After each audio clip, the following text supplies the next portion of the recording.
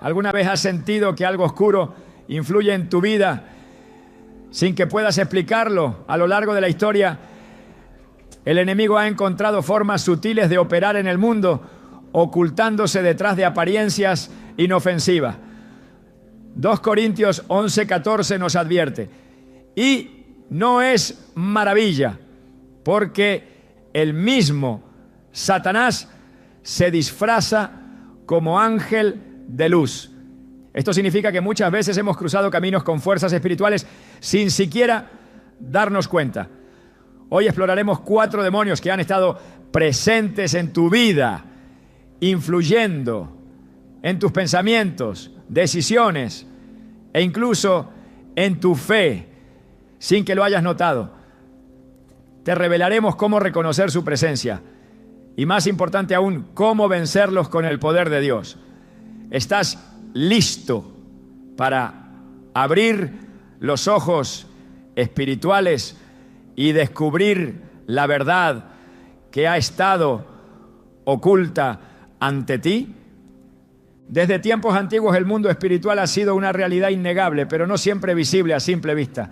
Muchas veces, sin darnos cuenta, nos encontramos bajo influencias que no podemos explicar, emociones que nos abruman sin motivo aparente, pensamientos que parecen surgir de la nada y actitudes que poco a poco nos alejan de la luz de Dios. La Escritura nos advierte con claridad en Efesios 6:12: porque no tenemos lucha contra sangre y carne, sino contra principados, contra potestades, contra los gobernadores de las tinieblas de este siglo, contra huestes espirituales de maldad en las regiones celestes. Estas palabras nos revelan que el enemigo no siempre actúa de manera evidente. A veces su estrategia es mucho más sutil: sembrar discordia, fomentar el miedo, debilitar la fe o incluso convencernos de que su influencia no existe. Y así, sin darnos cuenta, le hemos abierto la puerta a demonios que han caminado a nuestro lado sin que lo supiéramos. La Biblia nos presenta numerosos relatos de personas que enfrentaron estas fuerzas invisibles, muchas veces sin percatarse de su presencia, hasta que las consecuencias fueron ineludibles. Uno de los ejemplos más impactantes es el de Judas Iscariote. Durante años caminó junto a Jesús, vio milagros con sus propios ojos, escuchó las enseñanzas directamente de los labios del Maestro, y aún así su corazón se oscureció progresivamente. Lucas 22:3 nos dice: entonces Satanás entró en Judas, por sobrenombre Iscariote, que era uno del número de los 12. Este versículo nos deja ver que Judas permitió que su corazón fuera trabajado por el enemigo mucho antes de traicionar a Jesús. Probablemente comenzó con pequeños pensamientos de codicia, justificaciones internas, dudas que parecían insignificantes. Poco a poco, sin que se diera cuenta, el enemigo fue tomando dominio hasta el punto en que se convirtió en su instrumento. Así es como estas fuerzas operan.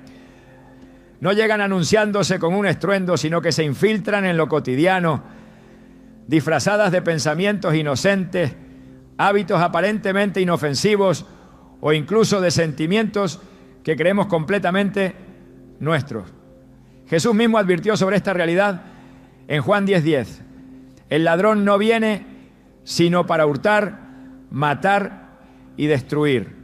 Y lo hace con astucia, con engaño, con promesas vacías que al principio parecen traer satisfacción, pero terminan en ruina.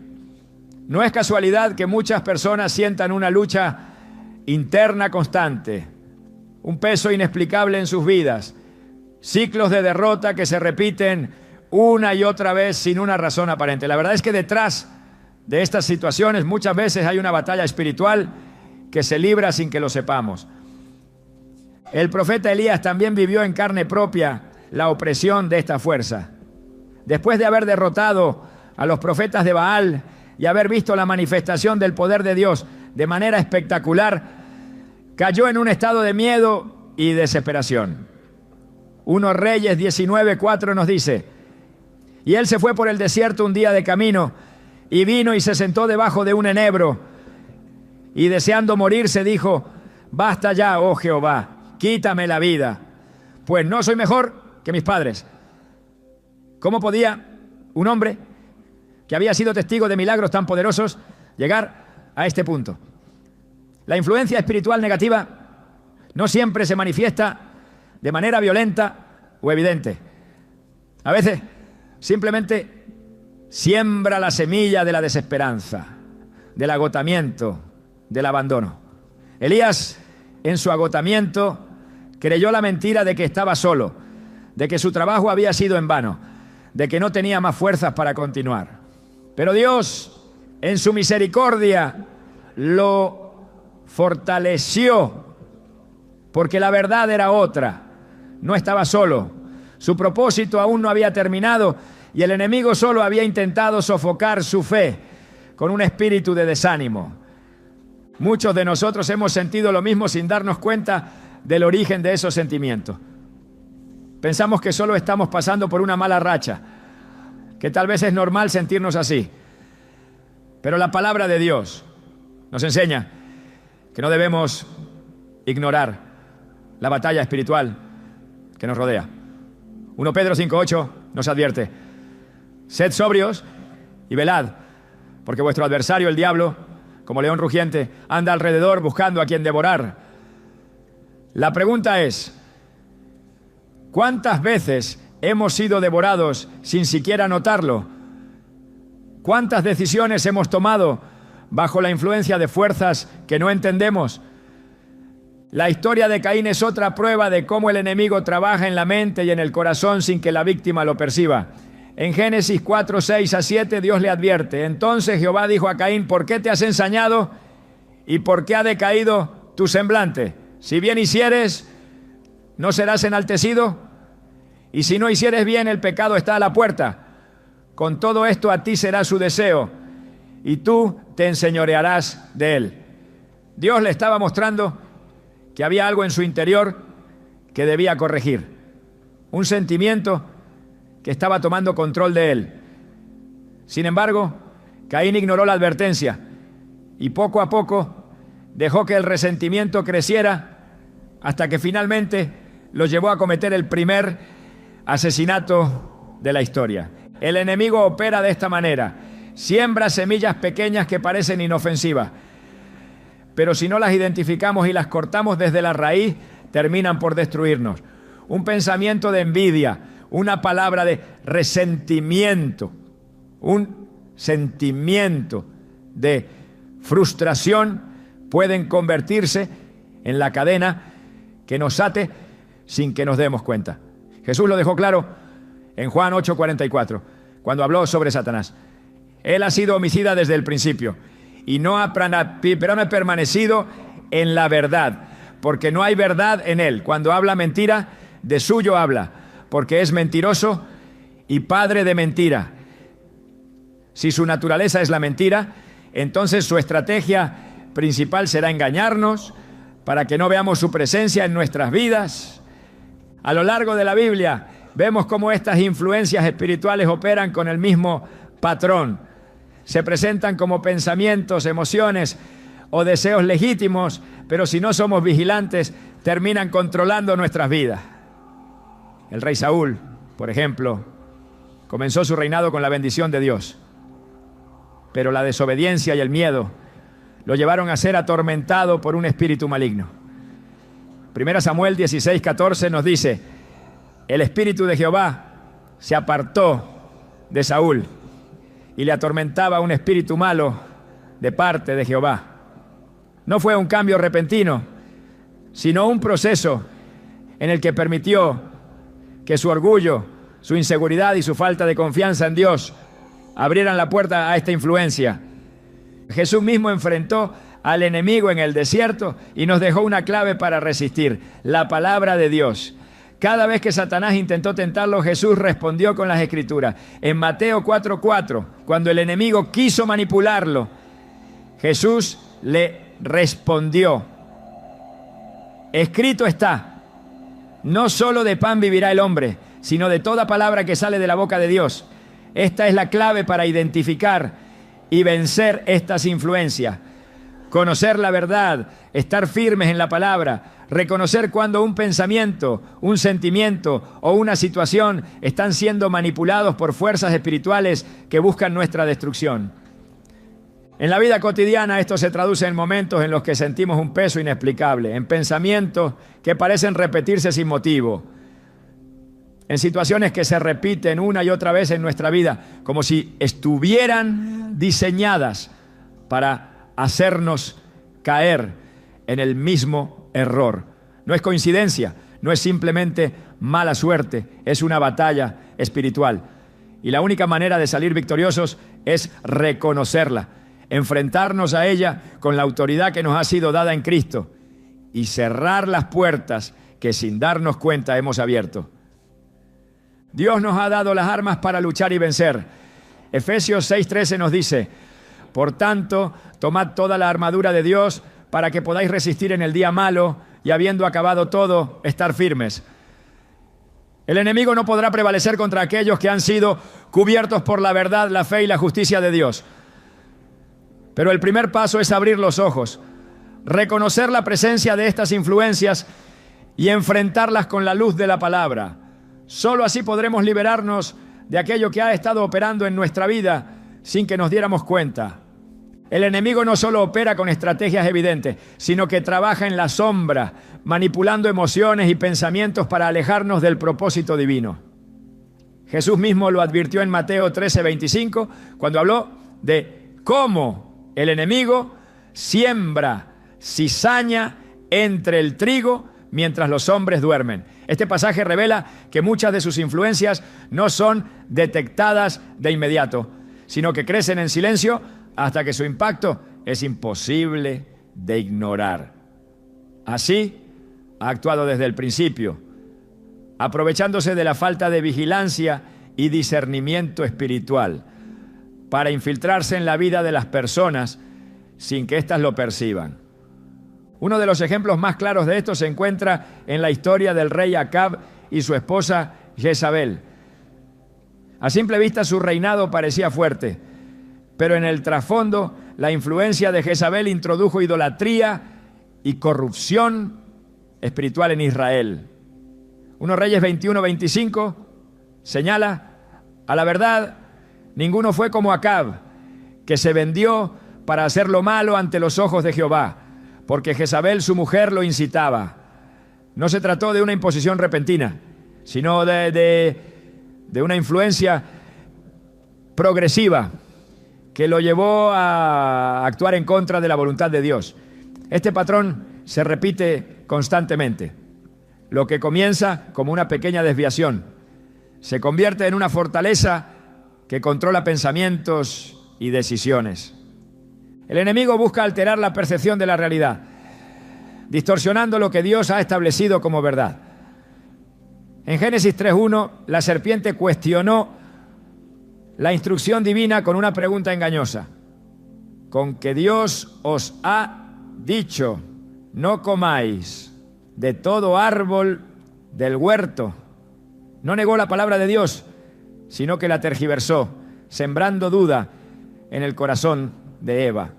Desde entonces ha utilizado la misma estrategia, presentando mentiras disfrazadas de verdad para debilitar la fe y desviar la obediencia. Jesús lo confrontó directamente en Juan 8:44, llamándolo padre de mentira, mostrando que su naturaleza es engañar y que aquellos que no están firmes en la verdad corren el riesgo de ser arrastrados por sus influencias. La Escritura revela que una de las tácticas más comunes del enemigo es provocar orgullo en el corazón humano, haciéndolo creer que no necesita depender de Dios. Esto fue lo que llevó a la caída de Satanás mismo, como se describe en Isaías 14, 13 a 14. Tú que decías en tu corazón, subiré al cielo. En lo alto, junto a las estrellas de Dios, levantaré mi trono. Seré semejante al Altísimo. Esta misma altivez ha sido utilizada para engañar a muchos, convenciéndolos de que pueden establecer sus propios estándares morales y que la autoridad de Dios es prescindible. Proverbios 16, 18 advierte: antes del quebrantamiento es la soberbia, y antes de la caída la altivez de espíritu. Quienes permiten que el orgullo crezca en sus corazones terminan resistiendo la corrección divina, lo que los deja vulnerables a influencias espirituales que los alejan de la verdad. La idolatría es otra forma en la que el enemigo logra desviar a las personas sin que se den cuenta. En el Antiguo Testamento esto se manifestaba en la adoración de imágenes y dioses falsos, pero en la actualidad adopta formas más sutiles, como la obsesión por el poder, la aprobación de los demás o el materialismo. Ezequiel 14:3 lo expresa con claridad. Estos hombres han puesto sus ídolos en su corazón y han establecido el tropiezo de su iniquidad delante de su rostro. No es necesario postrarse ante una estatua para caer en idolatría. Basta con permitir que algo tome el lugar de Dios en la vida de una persona. Otra forma en la que opera el enemigo es a través del miedo paralizante que impide avanzar en la voluntad de Dios. 2 Timoteo 1:7 nos recuerda: porque no nos ha dado Dios espíritu de cobardía, sino de poder, de amor y de dominio propio. Sin embargo, el enemigo busca sembrar temor para debilitar la fe, como lo hizo con los espías que exploraron la tierra prometida en Números 13. Aunque Dios había prometido entregarles la tierra, su informe estuvo lleno de dudas y desaliento, hasta el punto de declarar en Números 13:33: también vimos allí gigantes y éramos nosotros, a nuestro parecer, como langostas. Este temor colectivo impidió que el pueblo entrara en la promesa de Dios, y es la misma estrategia que continúa operando hoy, limitando el propósito divino en la vida de quienes creen más en sus circunstancias que en la palabra de Dios. Cuando se permite que el miedo controle las decisiones, la fe se debilita y se cae en una postura de derrota antes de siquiera haber intentado avanzar. Jesús reprendió a sus discípulos por esto cuando se enfrentaron a una tormenta en el mar. En Mateo 8:26 les dijo: ¿por qué teméis, hombres de poca fe? En lugar de ser dominados por el miedo, debían haber confiado en que Él tenía autoridad sobre cualquier circunstancia. El engaño del enemigo también se manifiesta en la normalización del pecado, haciendo que las personas lo justifiquen en lugar de confrontarlo. En Isaías 5:20 se advierte sobre esta distorsión. ¡Ay de los que a lo malo dicen bueno y a lo bueno malo! Esto es precisamente lo que ocurrió en los días de Noé, cuando la maldad se había multiplicado hasta el punto en que Génesis 6:5 describe: y vio Jehová que la maldad de los hombres era mucha en la tierra, y que todo designio de los pensamientos del corazón de ellos era de continuo solamente el mal. Esta es una de las estrategias más peligrosas del enemigo, porque cuando las personas dejan de ver el pecado como algo dañino, pierden la capacidad de discernir y se apartan de la voluntad de Dios sin darse cuenta. El proceso de endurecimiento del corazón es gradual. Hebreos 3:13 advierte: exhortaos los unos a los otros cada día, para que ninguno de vosotros se endurezca por el engaño del pecado. Lo que comienza con una concesión pequeña puede convertirse en una fortaleza que impide escuchar la voz de Dios. Es por eso que la Escritura insiste en la importancia de permanecer vigilantes y no dar lugar a la tentación. Santiago 4:7 da la instrucción clave. Someteos, pues, a Dios. Resistid al diablo y huirá de vosotros. La victoria sobre estas influencias espirituales solo es posible cuando se reconoce su presencia y se ejerce la autoridad dada por Dios. Lucas 10:19 declara: He aquí os doy potestad de hollar serpientes y escorpiones y sobre toda fuerza del enemigo, y nada os dañará. Sin embargo, esta autoridad solo puede ejercerse desde una relación genuina con Dios. Hechos 19:13-16 relata la historia de unos exorcistas que intentaron usar el nombre de Jesús sin conocerlo realmente y fueron vencidos por el espíritu maligno que intentaban expulsar. Esto demuestra que la autoridad espiritual no proviene de palabras vacías, sino de una vida sometida a Dios. El enemigo siempre intentará operar en la oscuridad, pero la luz de la palabra de Dios expone su engaño. Efesios 5:11 lo deja claro: no participéis en las obras infructuosas de las tinieblas, sino más bien reprendedlas. Solo a través de la verdad se puede reconocer y resistir la influencia de estas fuerzas espirituales. No es suficiente saber que existen. Es necesario estar equipados con la armadura de Dios para permanecer firmes en la fe y caminar en la victoria que ya ha sido asegurada en Cristo. El enemigo opera con astucia, aprovechando cada oportunidad para sembrar dudas, debilitar la fe y desviar del propósito divino. Su estrategia no es siempre evidente, sino progresiva, introduciendo pensamientos y actitudes que poco a poco alejan a las personas de la verdad. Desde el principio, su táctica ha sido distorsionar la palabra de Dios, como lo hizo en el huerto del Edén, presentando la mentira con apariencia de verdad. Génesis 3:4-5. Muestra cómo la serpiente engañó a Eva diciéndole: no moriréis, sino que sabe Dios que el día que comáis de él serán abiertos vuestros ojos y seréis como Dios, sabiendo el bien y el mal. Lo que parecía una revelación era en realidad un acto de rebeldía disfrazado de iluminación. Así continúa actuando, susurrando ideas que parecen inofensivas, pero que conducen a la separación de Dios. Jesús advirtió sobre esto cuando habló de los falsos profetas, describiéndolos en Mateo 7:15 como lobos rapaces que vienen disfrazados de ovejas. No se presentan como amenazas evidentes, ¿no?, sino como influencias sutiles que poco a poco modifican la percepción de la verdad.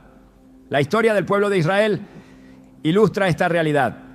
A lo largo de su historia, cada vez que se apartaron de Dios, no fue debido a un cambio drástico, sino a un proceso progresivo de tolerancia hacia costumbres ajenas a la voluntad divina. Jueces 2:11-12 dice: después los hijos de Israel hicieron lo malo ante los ojos de Jehová y sirvieron a los Baales. Dejaron a Jehová, el Dios de sus padres, que los había sacado de la tierra de Egipto, y se fueron tras otros dioses. La idolatría no comenzó de inmediato, sino con pequeñas concesiones que al final llevaron a una apostasía total. El enemigo sabe que la distracción es una herramienta poderosa para debilitar la relación con Dios. En Lucas 10:40, Marta estaba tan preocupada con los quehaceres que perdió la oportunidad de estar a los pies de Jesús, mientras que María escogió lo más importante. Jesús le dijo en Lucas 10:41-42, Marta, Marta, afanada y turbada estás con muchas cosas, pero solo una cosa es necesaria. Y María ha escogido la buena parte, la cual no le será quitada. No siempre se necesita una tentación evidente para alejar a una persona de la presencia de Dios. Basta con llenarla de preocupaciones y distracciones que le impidan enfocarse en lo eterno. En el libro de Daniel se muestra cómo las estrategias del enemigo no solo afectan individuos, sino naciones enteras. Daniel 10:13 habla de un conflicto espiritual en el que un príncipe demoníaco intentó impedir que el mensajero de Dios llegara con una respuesta. Mas el príncipe del reino de Persia se me opuso durante 21 días. Pero he aquí Miguel, uno de los principales príncipes, vino para ayudarme. Este pasaje revela que detrás de muchas situaciones aparentemente naturales hay una batalla espiritual que busca obstaculizar los planes de Dios. La confusión es otra de las tácticas utilizadas para sembrar división y debilitamiento espiritual. En 1 de Reyes 18:21, Elías confrontó al pueblo diciendo: ¿hasta cuándo claudicaréis entre dos pensamientos? Si Jehová es Dios, seguidle, y si Baal, id en pos de él. La indecisión es una forma de atadura que impide avanzar en la voluntad de Dios. Cuando la verdad se mezcla con el engaño, el resultado es un estado de tibieza espiritual que, como advierte Apocalipsis 3:16, provoca que Dios vomite a los indiferentes. El profeta Isaías habló de la ceguera espiritual que impide reconocer la verdad. En Isaías 6:9-10 Dios le dice: anda y di a este pueblo, oíd bien y no entendáis, ved por cierto, mas no comprendáis. Engruesa el corazón de este pueblo y agrava sus oídos y ciega sus ojos, para que no vea con sus ojos, ni oiga con sus oídos, ni su corazón entienda, ni se convierta y haya para él sanidad. Esta condición no es el resultado de una ignorancia intelectual, sino de una resistencia espiritual que endurece el corazón y cierra la mente a la verdad. Pablo advirtió que en los últimos tiempos habría un aumento de esta influencia engañosa. En 2 Tesalonicenses 2:9-10 se describe cómo el enemigo operará con señales y prodigios mentirosos para apartar a quienes no aman la verdad. Inicuo, cuyo advenimiento es por obra de Satanás, con gran poder y señales y prodigios mentirosos, y con todo engaño de iniquidad para los que se pierden, por cuanto no recibieron el amor de la verdad para ser salvos. Quienes no están firmes en la palabra son más vulnerables a estas influencias que manipulan las emociones y la percepción de la realidad. El libro de Apocalipsis revela que una de las mayores estrategias del enemigo es la acusación. En Apocalipsis 12:10 se le llama el acusador de nuestros hermanos, mostrando que una de sus tácticas es mantener a las personas atrapadas en la culpa, recordándoles sus errores y haciéndoles creer que no son dignas del perdón de Dios. Sin embargo, la Escritura declara que en Cristo hay redención, como lo expresa Romanos 8:1. Ahora, pues, ninguna condenación hay para los que están en Cristo Jesús. A través de la culpa, el enemigo busca impedir que las personas se acerquen a Dios, haciéndoles creer que no hay restauración posible. En el Evangelio de Marcos se presenta un caso de influencia demoníaca en el que un hombre estaba completamente dominado por una legión de espíritus inmundos. Marcos 5:4-5 describe su condición. Muchas veces había sido atado con grillos y cadenas, mas las cadenas habían sido hechas pedazos por él y desmenuzados los grillos, y nadie le podía domar. Y siempre, de día y de noche, andaba dando voces en los montes y en los sepulcros, hiriéndose con piedras. Esta historia muestra que cuando el enemigo toma dominio sobre una persona, su propósito es destruirla, pero también deja claro que ninguna fuerza de oscuridad puede resistir el poder de Cristo. En Marcos 5:8, Jesús le ordena salir. Sal de este hombre, espíritu inmundo. En un instante, aquel que había estado atormentado quedó libre. demostrando que la autoridad de Dios es absoluta sobre cualquier influencia del enemigo. El Salmo 91 es una declaración de protección para quienes confían en Dios, asegurando que ningún plan del enemigo podrá prevalecer contra aquellos que permanecen bajo su cobertura. En el versículo 13 se proclama: sobre el león y el áspid pisarás, hollarás al cachorro del león y al dragón. Esta imagen representa la victoria sobre cualquier influencia maligna cuando se habita en la presencia de Dios. Pablo instruyó a los creyentes a estar preparados para la batalla espiritual con la armadura de Dios. Efesios 6:11 dice: vestíos de toda la armadura de Dios para que podáis estar firmes contra las acechanzas del diablo. Cada parte de esta armadura representa un aspecto de la vida espiritual que protege contra el engaño y la opresión. La verdad es el cinturón que sostiene todo. La justicia es la coraza que protege el corazón. El evangelio es el calzado que permite avanzar sin miedo. La fe es el escudo que apaga los dardos del enemigo. La salvación es el casco que cubre la mente. Y la palabra de Dios es la espada que derrota cualquier argumento contrario a la verdad. En Apocalipsis 20:10 se declara el destino final del enemigo. Y el diablo que los engañaba fue lanzado en el lago de fuego y azufre, donde estaban la bestia y el falso profeta, y serán atormentados día y noche por los siglos de los siglos. Su derrota ya está decretada, y quienes permanecen firmes en Cristo no tienen por qué temer. La clave para vencer no está en la fuerza humana, sino en la autoridad divina que ha sido dada a los que caminan en obediencia a su palabra.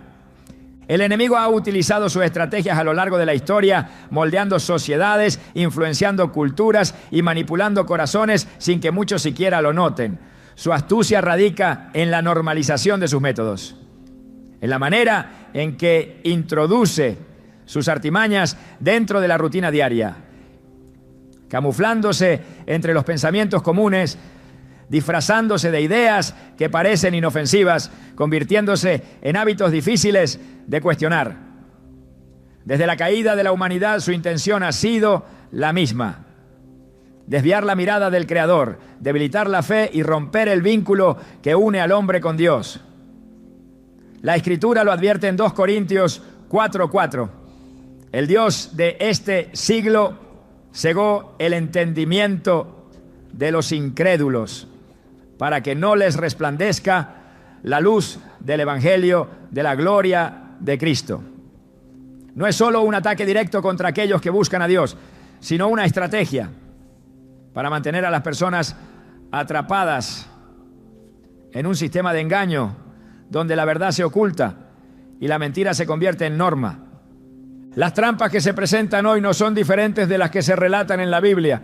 Lo que ha cambiado es la forma en que se manifiestan. En tiempos antiguos los profetas advirtieron sobre los falsos dioses, los ídolos de madera y piedra que desviaban al pueblo de la adoración genuina. Jeremías 10:3-5 describen estos ídolos como obras de manos de hombre, incapaces de hablar, moverse o hacer el bien. Pero a pesar de su inutilidad, el pueblo los seguía. La idolatría no desapareció con el tiempo, solo adoptó nuevas formas sofisticadas, integradas en la vida cotidiana. Ahora no se presentan como figuras talladas, sino como ideologías, placeres, ambiciones disfrazadas de éxito, valores alterados que se infiltran lentamente hasta que se establecen como verdades indiscutibles. El engaño más efectivo del enemigo es hacer creer que no existe. Si logra que su presencia sea ignorada, que sus obras sean vistas como simples efectos de la naturaleza humana, entonces su poder se multiplica. Jesús lo desenmascaró constantemente, dejando claro que su misión era dividir y destruir. Juan 10:10 expone su propósito con claridad. El ladrón no viene sino para hurtar, matar y destruir.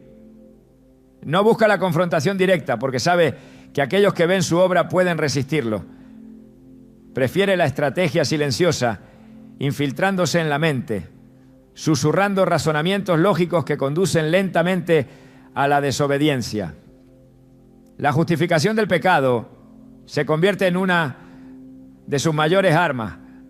No necesita apartar a las personas de Dios de inmediato, solo sembrar la idea de que pueden servir a dos señores, que pueden mantener su fe mientras se permiten ciertos desvíos, pequeños compromisos que parecen insignificantes hasta que se convierten en cadenas inquebrantables. El pueblo de Israel cayó en esta trampa repetidas veces. En Números 25 se narra cómo los hijos de Israel comenzaron a involucrarse con las hijas de Moab, participando en sus sacrificios y adorando a sus dioses. No fue una imposición repentina, sino un proceso de aceptación progresiva, una integración sutil que terminó llevándolos a la idolatría sin que se dieran cuenta del peligro. Dios envió juicio porque no se trataba solo de un acto de desobediencia externa, sino de una contaminación interna que afectó su identidad como pueblo santo. La historia se repite constantemente porque la naturaleza del engaño no ha cambiado. Cuando el pecado se reviste de costumbre, cuando se le otorga el nombre de tolerancia, cuando se le justifica como evolución del pensamiento, entonces se abre la puerta para que el enemigo actúe con plena libertad. La influencia espiritual no se limita a la mente o las emociones, sino que afecta incluso las decisiones más cotidianas. La historia del rey Saúl es un reflejo de cómo la desobediencia constante crea un vacío que el enemigo aprovecha. Primera, Samuel 16:14 relata: el espíritu de Jehová se apartó de Saúl y le atormentaba un espíritu malo de parte de Jehová. No fue un cambio repentino, sino el resultado de una vida que había resistido la voluntad divina en múltiples ocasiones. El temor, la inseguridad y el orgullo crearon el ambiente perfecto para que el enemigo encontrara un lugar donde operar. Esto sigue ocurriendo cuando se le da espacio al resentimiento, cuando la amargura se arraiga en el corazón, cuando la soberbia impide reconocer los errores y aceptar la corrección de Dios. El engaño también se infiltra en la forma en que las personas perciben la verdad.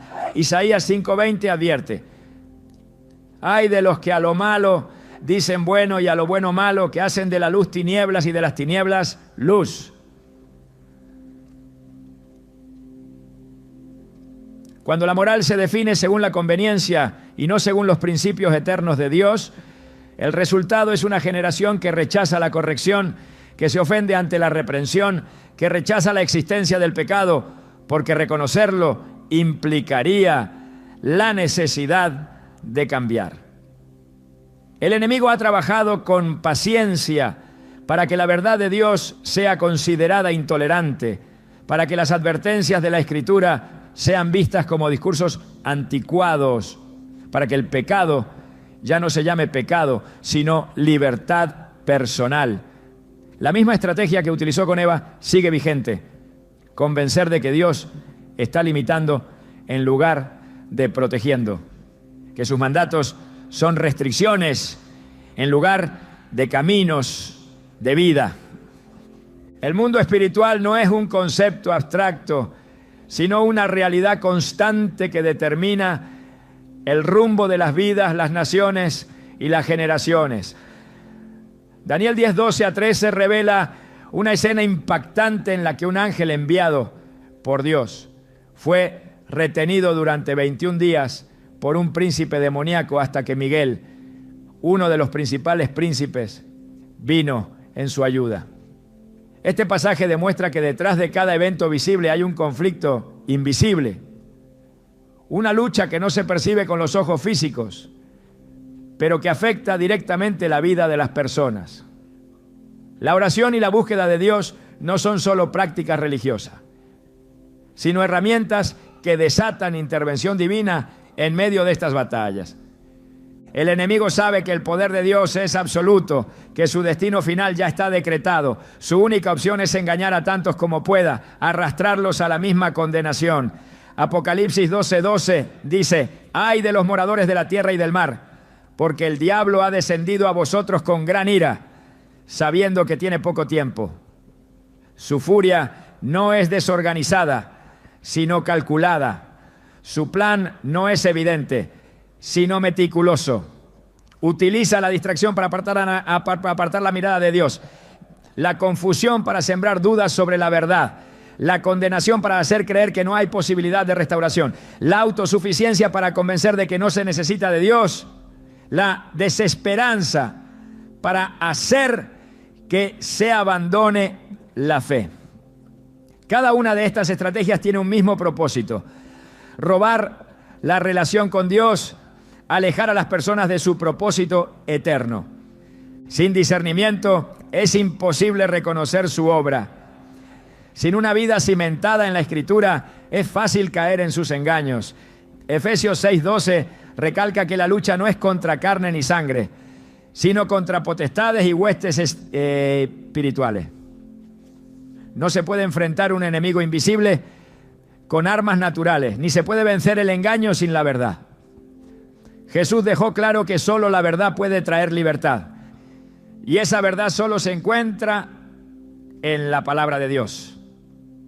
Juan 8:32 lo declara con contundencia: y conoceréis la verdad, y la verdad os hará libres. El mayor error que alguien puede cometer no es reconocer la existencia del enemigo, sino subestimarlo. No se trata de vivir con temor, sino con la certeza de que en Cristo la victoria ya ha sido asegurada.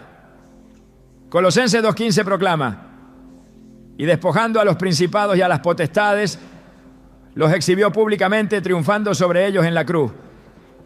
Su poder ha sido derrotado, su influencia ha sido expuesta, su destino ha sido sellado.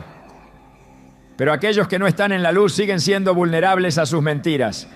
La batalla continúa, y la única forma de vencer es permanecer en la verdad, resistiendo con firmeza, sin concesiones, sin abrir ninguna puerta, sin permitir que el engaño se disfrace de normalidad. El enemigo ha perfeccionado su estrategia a lo largo de los siglos, repitiendo los mismos métodos con nuevas apariencias, ajustándose a las debilidades de cada generación. Su propósito no ha cambiado, su meta sigue siendo la misma: desviar, confundir y destruir. Su táctica más efectiva es operar sin ser reconocido, disfrazando su obra para que parezca parte del orden natural de las cosas. Ha logrado que muchas personas caminen bajo su influencia, sin sospechar,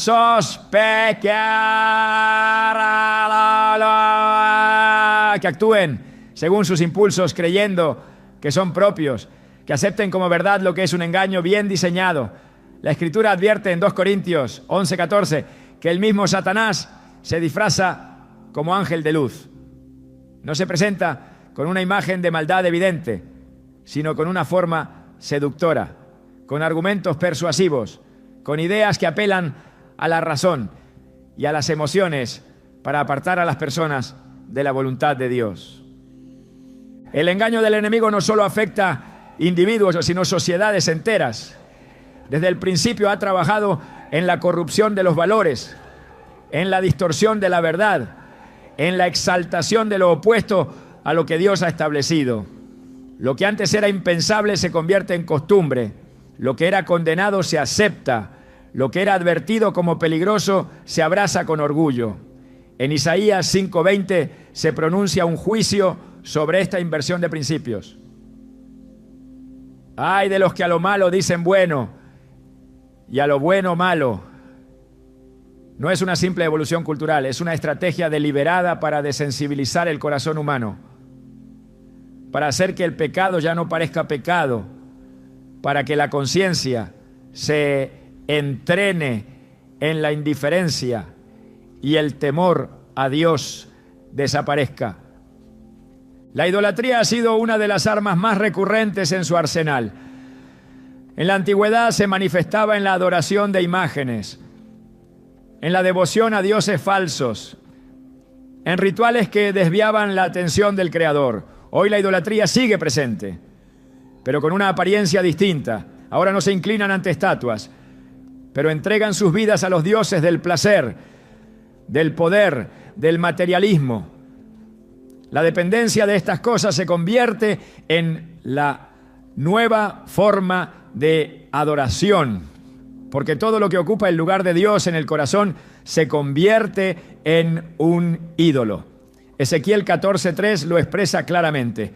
Estos hombres han puesto sus ídolos en su corazón y han establecido el tropiezo de su iniquidad delante de su rostro. No importa la forma que adopten, el resultado es el mismo, un corazón que ya no pertenece completamente a Dios. El orgullo ha sido el origen de muchas caídas, ¿no? Porque es la raíz de la rebelión contra Dios.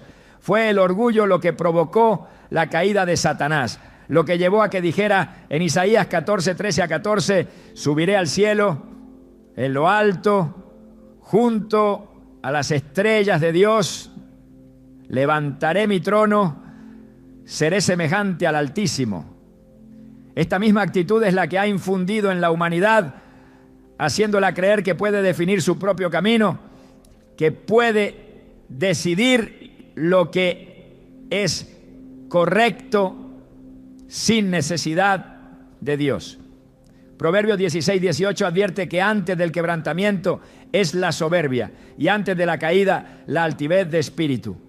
Cuando una persona se convence de que no necesita ser corregida, de que su juicio es suficiente, de que no tiene que someterse a la voluntad de Dios, entonces el terreno está listo para que el enemigo siembre su destrucción. El miedo es otra de sus herramientas utilizadas para paralizar, para impedir el avance en el propósito de Dios, para sembrar incertidumbre y desesperanza. Dios no diseñó al ser humano para vivir en temor, sino en confianza. Por eso, segundo a Timoteo 1:7 declara, porque no nos ha dado Dios espíritu de cobardía, sino de poder, de amor y de dominio propio.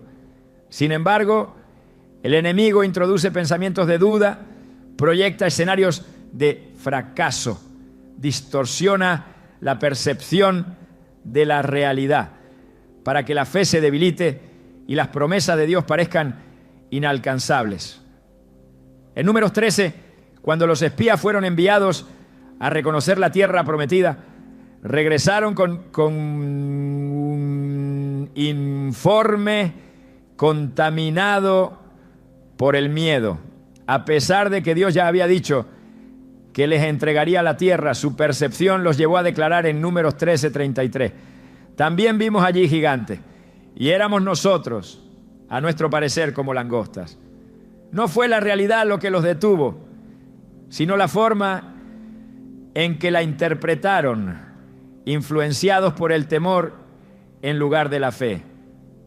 La confusión espiritual es otro de los métodos empleados para debilitar la convicción de la verdad. En 1 de Reyes 18:21, Elías confrontó al pueblo de Israel diciendo: ¿hasta cuándo claudicaréis entre dos pensamientos? Si Jehová es Dios, seguidle, y si Baal, id en pos de él. La indecisión es una herramienta del enemigo, porque un corazón dividido es un corazón débil, fácil de manipular.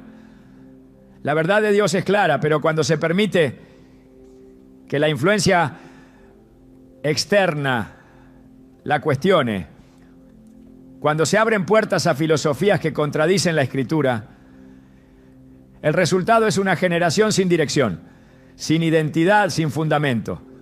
La tibieza espiritual es una condición peligrosa. Y Apocalipsis 3:16 declara el juicio sobre ella. Pero por cuanto eres tibio y no frío ni caliente, te vomitaré de mi boca. El enemigo utiliza el engaño como su principal arma, porque cuando logra que alguien crea una mentira, lo hace actuar conforme a ella. En Juan 8:44, Jesús dijo que el diablo es mentiroso y padre de mentira, porque su estrategia consiste en ofrecer versiones distorsionadas de la realidad, alterando la percepción hasta que la persona viva en un estado de oscuridad sin darse cuenta.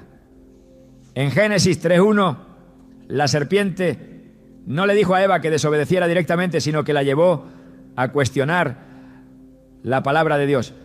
Con que Dios os ha dicho, no comáis de todo árbol del huerto. No negó la instrucción divina, solo la puso en duda. Y a partir de esa duda, la llevó a la transgresión. La estrategia no ha cambiado. Sigue sembrando preguntas disfrazadas de razonamiento. Sigue manipulando emociones para justificar el pecado. Sigue presentando alternativas atractivas para alejar del camino correcto. El legalismo es otra distorsión que utiliza para desviar la verdad. En los tiempos de Jesús, los fariseos habían convertido la ley en un sistema de opresión, imponiendo reglas externas sin transformación interna. Mateo 23:27 los describe como sepulcros blanqueados, que por fuera, a la verdad, se muestran hermosos, mas por dentro están llenos de huesos de muertos y de toda inmundicia. Cuando la relación con Dios se reemplaza por rituales vacíos, cuando la apariencia toma más importancia que la condición del corazón, entonces se abre espacio para que el enemigo opere a través de una fe superficial basada en el cumplimiento externo sin verdadera obediencia. El enemigo sabe que su tiempo es limitado, que su derrota ya ha sido decretada. Apocalipsis 12:12 lo describe con furia, porque sabe que tiene poco tiempo. Su desesperación lo lleva a intensificar sus ataques, a redoblar sus esfuerzos para engañar, para distraer, para arrastrar a tantos como sea posible. Pero la victoria de Dios ya ha sido establecida, su autoridad es absoluta y su poder no puede ser desafiado. Colosenses 2:15 declara que despojando a los principados y a las potestades, los exhibió públicamente, triunfando sobre ellos en la cruz. Su fin está sellado, su caída es inevitable, y aquellos que permanecen en la verdad no tienen por qué temer sus artimañas. La clave para vencer está en la firmeza, en la resistencia, en la determinación de no ceder ante sus engaños. Santiago 4:7 da la instrucción precisa: someteos pues a Dios, resistid al diablo y huirá de vosotros. No tiene poder sobre aquellos que están cubiertos por la verdad. No puede derrotar a quienes están fortalecidos en la fe. No puede prevalecer contra los que han sido redimidos por la sangre del Cordero. La batalla continúa, pero la victoria ya ha sido asegurada. El enemigo no necesita ruido para operar, no requiere manifestaciones visibles ni señales obvias para ejercer su influencia. Su trabajo es silencioso, progresivo, meticuloso. Introduce pensamientos como semillas pequeñas que, si no se arrancan a tiempo, terminan echando raíces profundas en el corazón y la mente.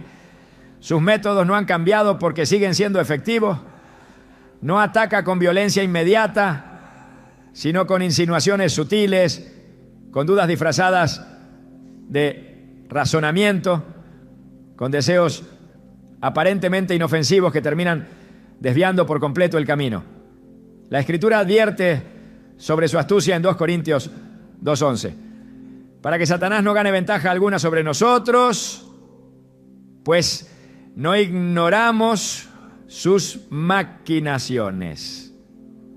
Pero muchos han caído precisamente por esto, porque han ignorado sus estrategias, porque han permitido que sus pensamientos sean moldeados por influencias externas, sin discernir que detrás de ellas hay una intención maliciosa, un plan oculto diseñado para separarlos de la verdad.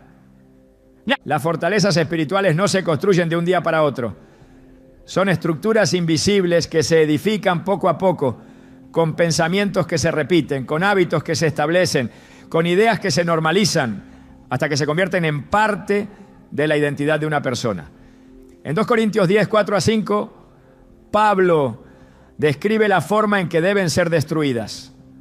Porque las armas de nuestra milicia no son carnales, sino poderosas en Dios para la destrucción de fortalezas, derribando argumentos y toda altivez que se levanta contra el conocimiento de Dios, y llevando cautivo todo pensamiento a la obediencia a Cristo. No se trata solo de resistir la tentación en el momento en que se presenta, sino de desmantelar las estructuras mentales que la han permitido, de reconocer las áreas que han sido influenciadas y someterlas completamente a la autoridad de Dios. El mundo espiritual no es un concepto abstracto, sino una realidad activa que afecta todas las dimensiones de la existencia humana.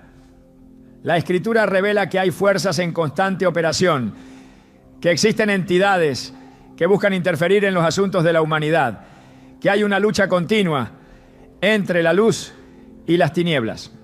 En Daniel 10, 12-13 se narra un episodio en el que un mensajero celestial fue detenido por una entidad demoníaca requiriendo la intervención del arcángel Miguel para continuar su misión.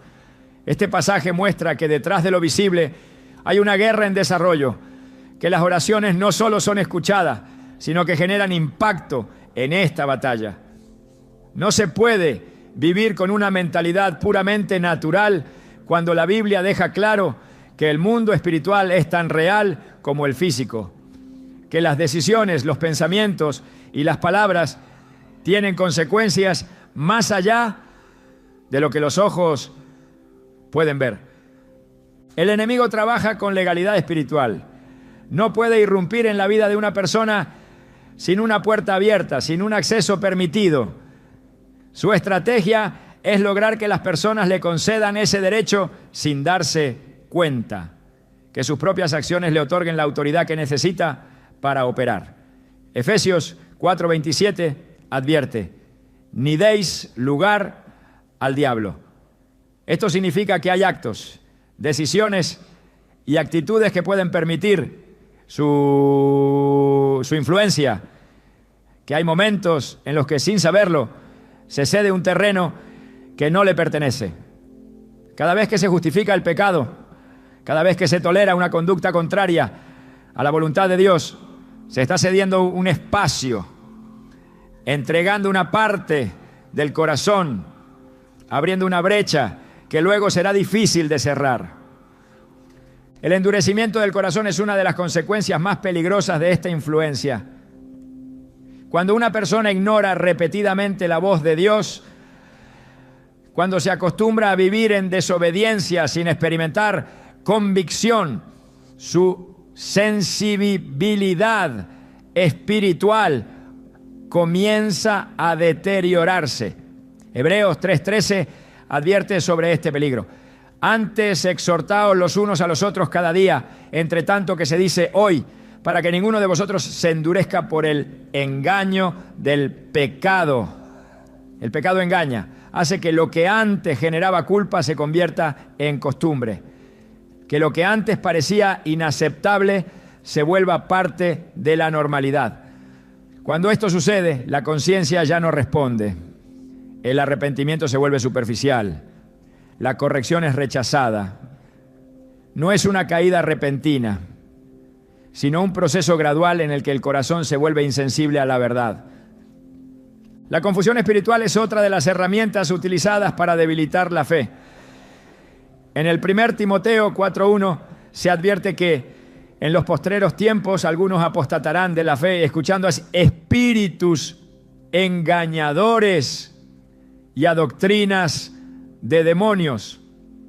No es una simple falta de conocimiento, sino una manipulación deliberada que desvía la comprensión de la verdad. El enemigo no necesita negar la Escritura, solo torcerla, reinterpretarla, sacar versículos de contexto para adaptarlos a una agenda personal. Jesús enfrentó esta táctica cuando Satanás intentó tentarlo en el desierto, citando la misma palabra de Dios, pero con una intención corrupta. Mateo 4:6 relata cómo el enemigo utilizó el Salmo 91 para inducirlo a probar a Dios. Pero Jesús respondió con la verdad, demostrando que conocer la Escritura no es suficiente si no se entiende con el espíritu correcto. El engaño ha sido la herramienta principal del adversario desde el principio. En Génesis 3, la serpiente no forzó a Eva a pecar, solo la convenció de que lo que Dios había dicho no era del todo cierto. Su estrategia sigue siendo la misma, haciendo que la obediencia parezca innecesaria, que el pecado parezca atractivo, que la separación de Dios parezca una forma de independencia. En Juan 8:44, Jesús describe la naturaleza del enemigo con precisión. Él ha sido homicida desde el principio y no ha permanecido en la verdad porque no hay verdad en él. Cuando habla mentira, de suyo habla, porque es mentiroso y padre de mentira. Su poder radica en la capacidad de persuadir, en la habilidad de hacer que las personas crean lo que no es real, en distorsionar la percepción hasta que la oscuridad parezca luz.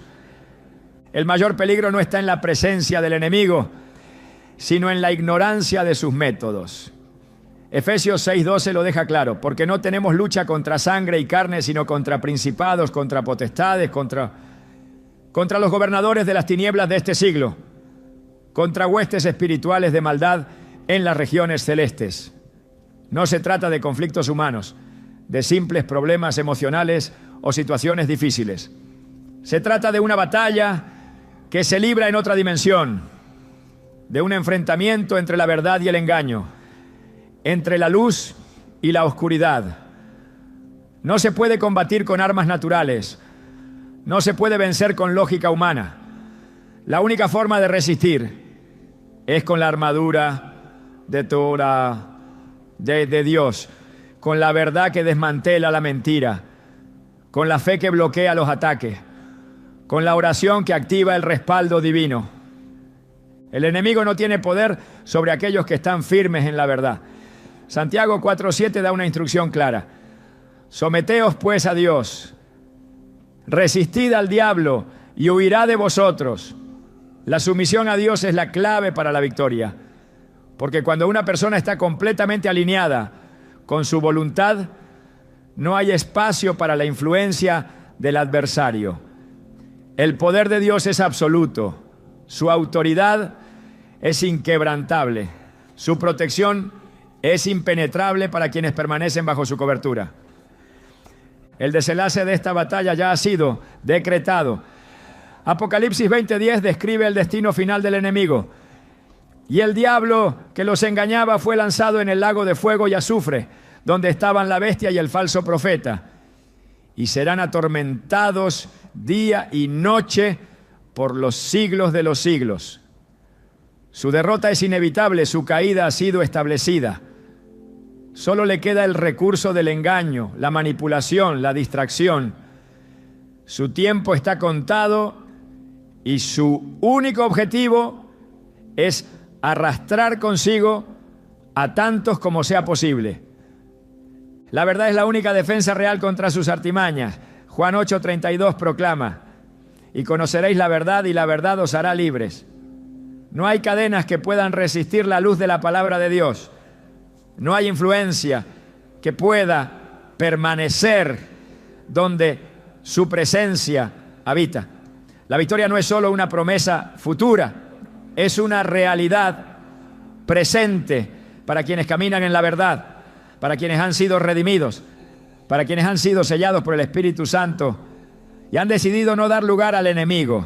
El enemigo ha tejido su influencia en el mundo con tal sutileza que muchos caminan sin notar las cadenas que los atan. Sus huellas no siempre son visibles, su presencia no siempre es obvia, pero su obra se percibe en la desorientación, en la apatía espiritual, en la indiferencia hacia la verdad. No se trata solo de reconocer que existe, sino de comprender que su estrategia más efectiva ha sido la distracción, el desvío lento y progresivo que impide que el alma despierte y reaccione.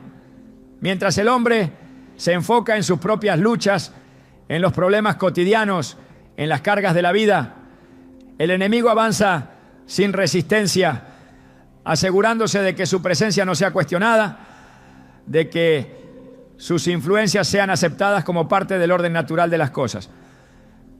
Pero la verdad no cambia por la percepción de los hombres. Lo que ha sido declarado en la Escritura sigue en pie.